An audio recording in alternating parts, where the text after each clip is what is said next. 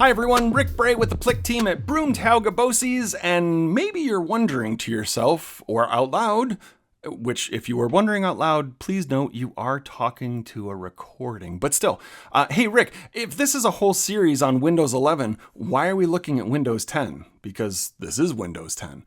Well, that's because as the machines are upgraded from Windows 10 to Windows 11, part of that re-imaging process means that the memory is going to be wiped cleared on your machines. So holy cow, what do I do with all my files? Well, that's a great question. Let's take a look. What I want to show is, and this is not a guarantee, this is just a safe practice, okay?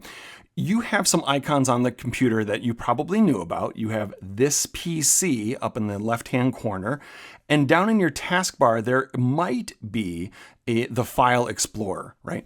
Clicking on either of those options will take you to the same place, and it shows the files for the machine.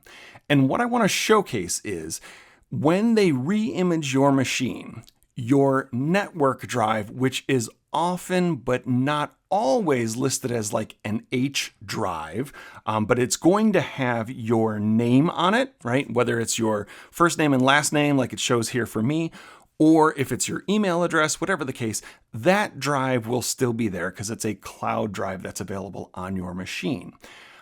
And again, this is where I am not 100% sure, so I'm going to give you the 100% sure option. But when I look on this left-hand panel, downloads, I think that's going to be erased, right? I think that will be erased as part of the re-imaging process. Now, documents, I'm not 100% sure about documents. I can't say with certainty that it's going to be saved, so I'm going to suggest you live in a world where documents will be erased as part of the re-imaging process. And if you're saying, no, I know they're going to stick around, hey, that's cool. Explore at your own risk. Same thing with pictures. I'm not 100% sure of the status of pictures. It may be there, it may not. So holy cow, Rick, what do I do? Well, one option could be to try and move stuff to that name drive that you have, because again, that's a shared drive within your district. That shouldn't be touched. You should be okay. But maybe you're limited on space there. Oh, wait, I know. If only you had a place that you could access your files and there was unlimited storage space. Yes, it's called Google Drive, right? You can move your stuff to Google Drive. What a great option. And that way you are absolutely sure that you'll have it.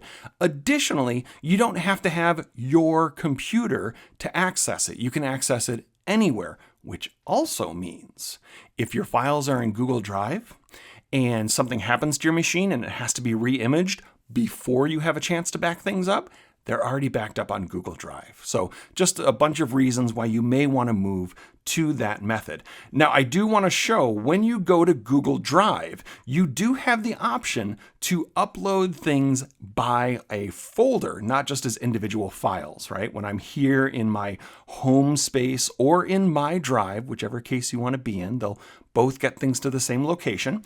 I can click on New on the left-hand side, and I can select a file upload to bring up individual files, or I can select folder upload to bring in an entire folder at a time. So if I really wanted to, I could say folder upload, and then when the program opens up with that option, I could select documents and upload documents. It may give you an error message that's like, it's too big. And then I'll say, just go in and grab the ones that you need. But even if there are folders within folders within folders, they'll all get pulled up to Google Drive.